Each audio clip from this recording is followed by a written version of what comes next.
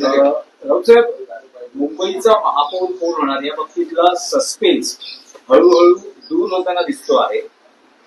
शिंदेकडून असं सांगण्यात आलेलं आहे की मतदारांशी कोणतीही प्रतारणा करणार नाही, महायुतीचाच मुंबईचा महापौर असेल. शिंदेचा फार मनावर घेऊ नका. महापौर जर महायुतीचाच होणार वगैरे जर कोणी म्हणत असेल तर मग सौदेबाजी का सुरू आहे?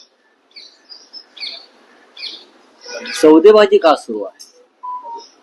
आणि नगरसेवकांना लपवून ठेवणं, इतरांचे फोडण्याचा प्रयत्न करणं, विकत घेण्याचा प्रयत्न करणं, आमिष दाखवणं, दहशत दाखवणं, फक्त मुंबई नाही इतर महानगरपालिका सुद्धा. तर मतदारांशी प्रतारणा करणार नाही याचा अर्थ असा असतो, एखादा नगरसेवक, एखादा आमदार, एखादा खासदार हा जर एखाद्या पक्षावर किंवा चिन्हावर निवडून आला असेल तर पुढली 5 वर्ष तो त्याच चिन्हावर त्याच पक्षात राहून त्याने काम करणं गरजेचं आहे. जर त्याला पक्षांतर करायचं असतं तर त्याने राजीनामा दिला पाहिजे आधीच्या पदाचा. पण शिंदेच्या बाबतीत तसं दिसत नाही किंवा भाजपच्या बाबतीत तसं दिसत नाही. ते दुसऱ्या पक्षात निवडून आलेले नगरसेवक, आमदार, खासदार यांना विकत घेण्याचा प्रयत्न करतात, विकत घेतले जातात. यालाच प्रतारणा म्हणतात. मतदारांशी हा मतदारांचा विश्वासघात किंवा पैशाच्या ताकदीवर, भ्रष्ट पैशाच्या ताकदीवर निवडणुका बिनविरोध करून घेणं आणि समोरचे जे लोक असतात आपल्या पक्षासमोरचे त्यांना पैशाच्या बळावर माघार घ्यायला लावणं आणि मतदारांना मतदानापासून दूर ठेवणं, याला सुद्धा मतदारांची प्रतारणा म्हणतात. एकनाथ शिंदेंनी जरी तर त्याने हा प्रतारणा मतदारांशी याविषयी त्यांनी अधिक खोलात जाऊन अभ्यास केला पाहिजे. त्यांनी जरी रिसॉर्ट पॉलिसी अवलंबलेली असली तरी भाजप हायकमांडनं सांगितलंय कुठल्याही परिस्थितीत कॉम्प्रोमाइज करू नका, दावा सुटू नका महापौर पदावरचा. माझ्या माहितीप्रमाणे दावा सुटणारी नाही. पण अशा प्रकारे ब्लॅकमेल करून काही दुसरं पदरात पाडून घेता येईल का? म्हणजे त्यांना स्टँडिंग कमिटीमध्ये इंटरेस्ट असतो. तिथे पैशाचे महापौरांना फार अधिकार नाही, ते शोभेचं पद आहे. मुंबईचं किंवा आपल्याकडल्या अन्य शहरांचं महापौर पद हे लंडन किंवा न्यूयॉर्कमध्ये महापौरांना जे प्रशासकीय अधिकार असतात, हा निर्णय घेण्याचे, काही निर्णय बदलण्याचे त्या शहराच्या दृष्टीनं ते पॉलिसी मेकर असतात तिकडले मेयर्स. तसे आपल्याकडल्या मेयरना अधिकार नाही. त्याच्यामुळे स्टँडिंग कमिटी जिथे पैशाचे किंवा ठेकेदारीचे, टेंडरचे घोटाळे केले जातात तिथे या लोकांना इंटरेस्ट आहे. राऊतसाहेब, गटस्थापनेचा दिवस आहे. सगळेच पक्ष आपापले नगरसेवक घेऊनच गटस्थापन करतील कोकण भवनला. पण केडीएमसी मध्ये एक ट्विस्ट आहे. तुमचे 2 नगरसेवक नॉट रिचेबल आहेत, त्यांच्या घरावर नोटिसेस चिकटवण्यापर्यंत बघा परिस्थिती गेली. असं आहे की खरं आहे की आमचे 2 नगरसेवक आता आमच्याकडे कुठे दिसत नाहीये. त्याच्यामुळे कायदेशीर प्रक्रिया सुरू आहे. गटाची स्थापना करताना ते आमच्या जवळ असायला पाहिजे, नाहीतर त्यांच्यावर कायदेशीर कारवाई होईल आणि ते डिस्क्वालिफाय होऊ शकतात. उमेदवारांची निवड करताना अशा पद्धतीने काही होईल याची कल्पना होती का? कारण निवडून आल्यानंतर आता असं आहे की चिन्हावर निवडून आल्यानंतरही नगरसेवक अशा पद्धतीने वर्तन करतात. एकनाथ शिंदे कोणत्या चिन्हावर निवडून आले होते? नगरसेवकाच्या काय गुण बसले? एकनाथ शिंदे आणि आमचे 40 आमदार हे धनुष्यबाणावर निवडून आले होते ना. मग तेव्हा जे तुम्ही म्हणताय की तुम्हाला अशी कल्पना नव्हती का? कोणालाच काहीच कल्पना नसते. आपण विश्वास ठेवतो आपल्या माणसावरती, त्यांना उमेदवारी देतो, त्यांना ताकद देतो, त्यांना मोठं करतो आणि मग हे असे पक्षांतर करत असतात. त्याच्यामुळे नगरसेवकांमध्ये त्यांचा जो बाप आहे तोच पक्षांतरातून निर्माण झालेला आहे. बरोबर. त्याच्यामुळे आता ह्यांच्यावरती काय विश्वास रावसाहेब शिंदेच्या शिवसेनेने हॉटेल पॉलिटिक्स केलं, तर आता भाजपने त्यांच्या नवनिर्वाचित नगरसेवकांसाठी फरमान काढलाय 10 दिवस मुंबई सोडून जायचं नाही. भाजपच्या प्रत्येक नगरसेवकावरती वॉचडॉग ठेवलेले आहेत.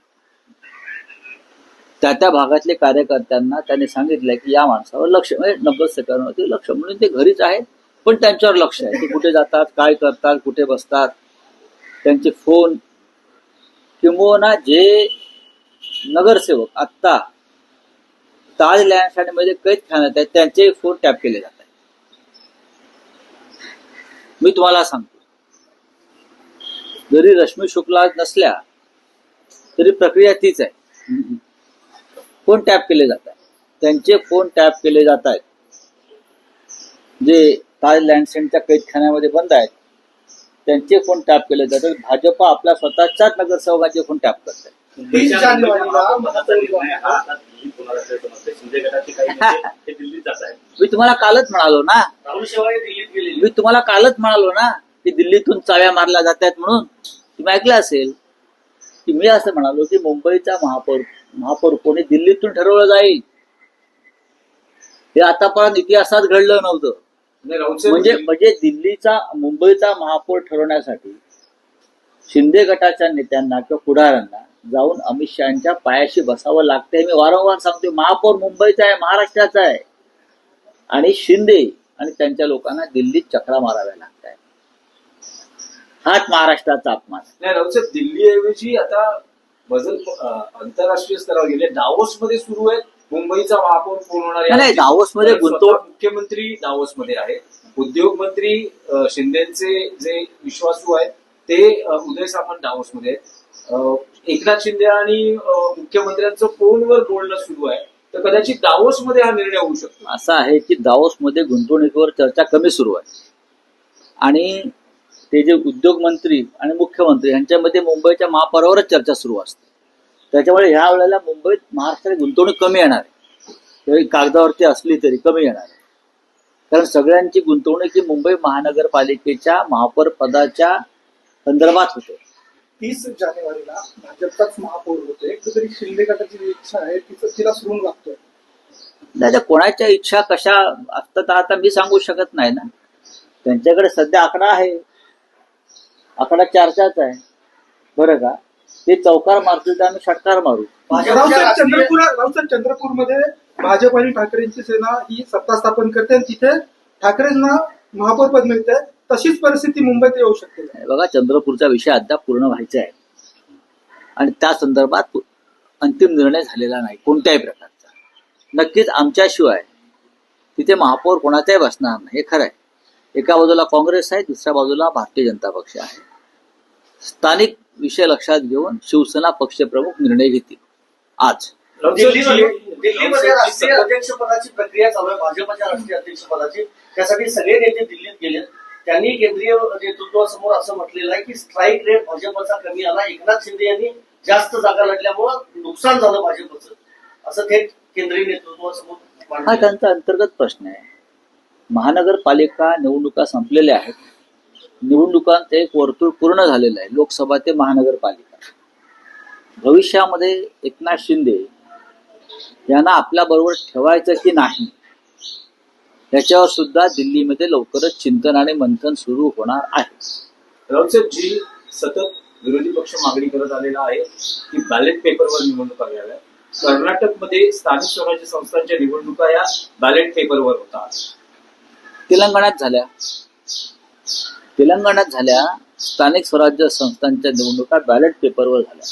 राज्यातल्या निवडणुका कशा पद्धतीने घ्यायचा हा अधिकार राज्य निवडणूक आयोगाचा असतो आणि तेलंगणामध्ये भारतीय जनता पक्ष 5व्या क्रमांकावर गेला. कर्नाटकामध्ये सुद्धा या निवडणुका बॅलेट पेपरवरती होतील आणि तिथे यापेक्षा वेगळा निकाल लागण्याची शक्यता मला दिसत नाही. नाही, म्हणजे शाहीमध्ये घोटाळा होता ना. जर मार्कर आणि शाई बदलावी लागली याचा अर्थ तुमच्या शाईमध्ये घोटाळा होता आणि या बनावट शाईनं तुम्हाला काही जागा जिंकून दिल्या. रावसाहेब, आणखी एक आहे की परवा बाळासाहेब ठाकरेंचं जन्मशताब्दी वर्ष सुरू होतं आहे. काही पक्षातर्फे काही कार्यक्रम आहे का? आहे ना. काही घोषणा केली जाणार? पक्षातर्फे 23 तारखेला बाळासाहेबांच्या शताब्दी वर्षाला जी सुरुवात होते तर नक्कीच कार्यक्रम असणार, सोहळा असेल. फक्त जागा जी आहे ती आता दुपारपर्यंत बहुधा षण्मुखानंद हॉललाच हा कार्यक्रम होईल.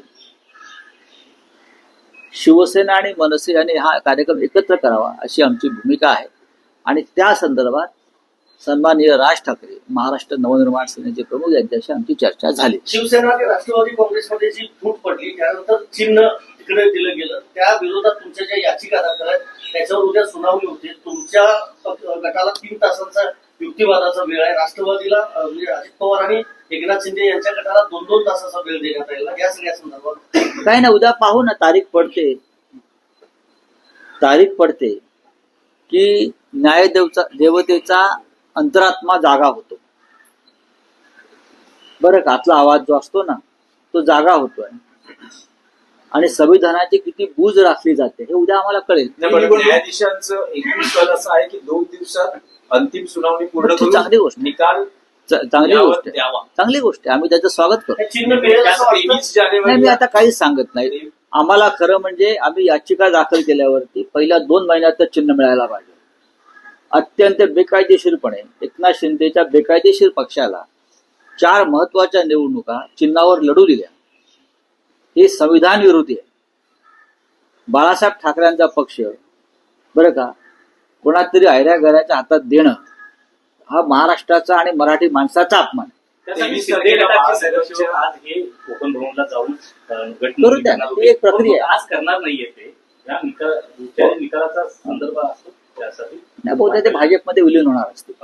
या निवडणुकीमध्ये गुजरातचा मुद्दा गाजला. त्याच्यानंतर सुद्धा पालघर जिल्हाधिकाऱ्यांनी गुजरातच्या पाट्या सूचना फलक म्हणून अनेक ठिकाणी पालघरमध्ये लावलेले आहे. त्यामुळे गुजराती भाषेचा कळवळा अजूनही संपलेला दिसत नाही.